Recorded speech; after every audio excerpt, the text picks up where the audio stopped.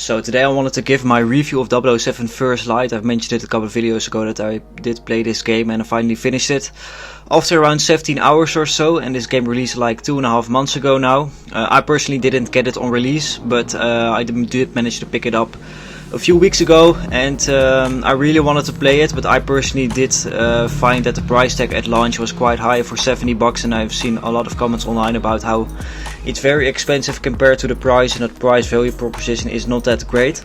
But I'm personally a massive James Bond fan, and I always wanted to try this one out ever since it got announced, and when I saw footage of it online I definitely wanted to try it out as well. So yeah, I finished the entire campaign, and today I wanted to give a short review of my experience with it, and I wanted to give my thoughts on how does this Bond compare to the movies and all of the other Bonds that came before that. Obviously this franchise is over 50 or 60 years old now. There have been like 25 movies so far. There have been a bunch of different actors that had a different take on the James Bond franchise, and now it's finally time for the video game to return. Yes, obviously James Bond had many games before, but I don't think there have been like that many huge release dates for Bond these last couple of years, especially in the 2020s. And I'm very excited that this game finally launched this year. So yeah, the take on this James Bond is very different compared to the movies that came beforehand. This Bond is a lot younger compared to the other ones. This one is 26 years old if you look at the official description of the game. And you definitely see that at the start of the game. You definitely start out as the youngest Bond we've ever seen, basically, from what I remember. And in this game he is currently not in MI6 yet, he is an SAS operative, and you basically get to work up to an MI6 agent, so you basically are at the complete start of the James Bond's journey in this game. And I do believe that is a very nice change for a Bond video game. So if we look at our cast here, we have James Bond, the main character of the story. We have Greenway, Miss Roth, M, of course, something all of the Bond fans already know. We have Q and Moneypenny, who are also very familiar with the people who watch the movie so far. And we have Bema and Selena 10, and obviously we have the villains as well. I show you on the screen right here. And yeah, the story is just you're starting out as an MI6 operative, and you meet several different other people on the way too. And what basically the most fun about this game is that you have so many different ways to approach the missions, and that's usually not really the case with single player linear games. This time around you have like 4 or 5 different ways you can approach the mission, so that makes it really replayable in my opinion. And yeah, I really enjoyed that part about the game. And if you just look at the James Bond character himself, he is just not as sophisticated as he is in the movies, because in the movies he's already kind of like a veteran in the James Bond franchise. Obviously it differs per kind of actor who played James Bond in what stage of his career he is in. Obviously Daniel Craig started out slightly, but I think Daniel Craig was way further than Patrick Gibson is here in this video game. But it's a very nice change to see him actually learning all of this stuff, and you have a montage at the start of the game as well, where you basically learn to fight and to shoot and to perform all of the missions that you want to go on in this game. So before each mission you get to choose between different gadgets you can choose. Most of the gadgets are very familiar with the movies as well, but some are new. And you can basically pick and choose between 4 different gadgets, and I believe there are 7 in total. And like the Q watch is one of the main parts of the gadgets that you have to include in every single mission, but all of the other ones you can basically choose. And this kind of decides how you approach a mission. If you just want a full-on stealth mission, you can choose several different gadgets. But if you wanted to do it completely loud, you can also choose other different gadgets that are quite useful for the loud version of the mission. So yeah, you do get that choice, and you do get to, obviously with the mission itself they have very different approaches. So if you just want to go full on loud the entire campaign, you can do that. But if you just like the stealth portion of the video game, you can also do that as well. So I think that's a very positive aspect of 007 First Light. And yeah, so I think a lot of you are also very interested in the gameplay, because most people that play video games also want good gameplay, and it's just not about the story. I have to say, you know, this is kind of like a mix between Hitman and Uncharted. I personally never played the Hitman games, but I did play Uncharted.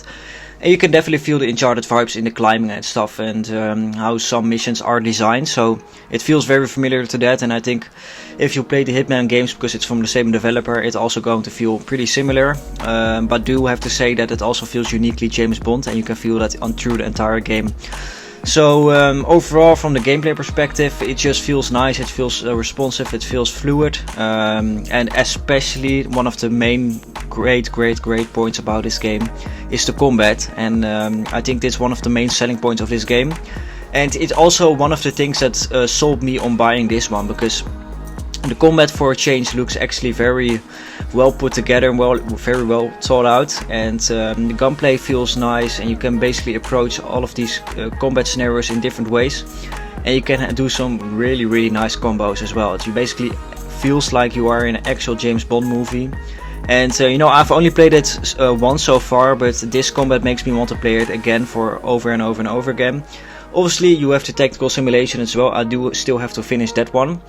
But yeah, the combat is just so good. It's one of my favorite combat systems in probably ever in a video game, because I think a lot of video games, if they are very good in the story, they probably are lacking in the combat, or if you have a video game that's very good in the combat, it's probably lacking in the story one. And I think 007 First Light delivers in both of these areas, but yeah, the story itself is pretty good. Obviously we do have a main villain in Damien. I'm not going to give you that many spoilers away in this video, because I want to experience, I want to let you guys experience this game for yourself.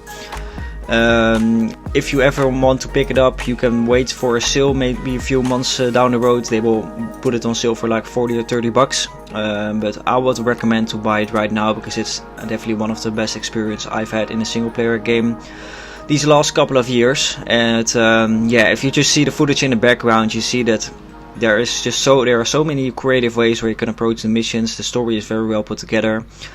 I have to say that the cast and crew also deliver exceptional performances. The voice acting sounds professional and good, and that is also one part that really makes you immersed in the story as well.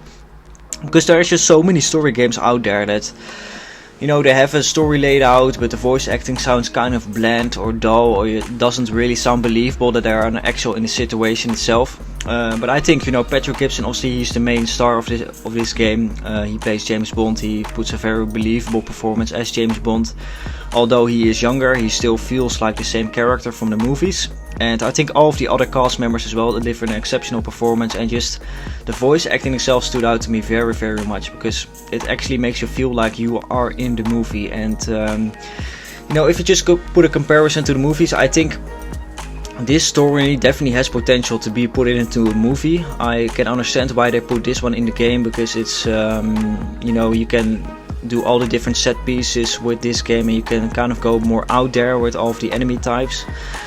And in the movies you also have to remember about the budget, and you can't definitely film everything, so they have to make certain choices, and they most likely stick to a few locations. But this video game, you know, you visit a lot of different locations, and you have a lot of different set pieces, and that's just like the main benefit of a video game compared to a movie, I think.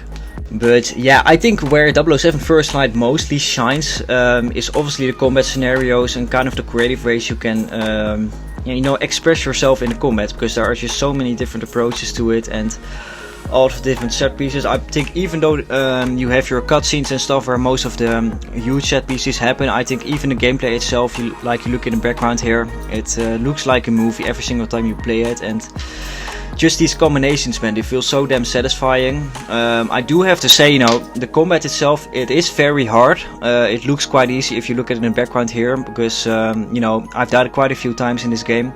And I do have to admit that the footage you see here in the background is obviously my best footage I could record. This is definitely not my experience with the game 24/7, because there are just so many instances where I failed the mission itself, and you have to go back to the checkpoint itself. And you kind of have to approach it in a different way, and I'm kind of glad that it's not so easy that you can basically walk through it the first time altogether, which a lot of video games do nowadays. And I think the environments in the game as well look exceptional. The graphics are very nice. It definitely looks like a PS5 game. Obviously a lot of it is motion captured, so it looks quite realistic. Overall, you know, I'm just very positive about this game. I'm glad I got to play it this time around in the summer. I'm definitely glad I didn't wait too much longer, but if I look back at it now, I definitely would have wanted to play this one at the launch, because I think it's just an exceptional game. Even though it's very short, you do get like around 17 to 20 hours of gameplay for, you know, 60 or 70 bucks, or however how much it is in your country right now. But yeah, to me it's just worth it. I think it's one of the better single player games I've played in the last couple of years. And as a massive James Bond fan, this is definitely like the thing you want to see in this franchise. I definitely want to see this video game franchise expanded in a sequel or a third game with the same actor, of course. Because I think Patrick Gibson is good enough to actually continue his role, and he might even be a contender for the real James Bond role, but we do have to wait and see, because that one is going to be announced at the end of the year. But yeah, I'm just very, very positive about this game. I think if you are a massive fan of single player games, or if you're a massive Bond fan, this is definitely worth the buy. Even though the story is not that long, but I think you can play it several times over, and you can approach the missions in a different way. And just overall, if I would have given it a rating, I would probably give it an 8.5 out of 10. It's near perfect, but I think there are just a tiny bit amounts that could be changed. But so overall, I'm very positive about this one. So yeah, I'm thinking about uploading more 007 First Light videos in the future, because I want to approach missions in a different way, possibly, and I also want to complete the tactical simulations. And I do believe that IOI Interactive announced that they will be releasing post-launch content in this game as well in the future. And that's very nice to hear that it's not a one and done game for them, and they actually want to improve the game as time goes on. And I hope they just announce a sequel in the future, and I hope they will announce it this year. Because, you know, they sold 4 million copies so far, and I think that sounds pretty good. I think they made their money back, and I think it's a very successful title. So yeah, it's probably not the last one of 007 First Light. I just want to give my review after playing it for the first time these last couple of weeks. And yeah, let me know in the comments down below what you guys think of it, if you have played it so far. Or if you didn't buy it, why didn't you buy it? And do you think it's worth the money if you pay like 60 bucks for like 17 hours of gameplay? So yeah, let me know in the comments down below, and I'll see you in the next one. Bye bye.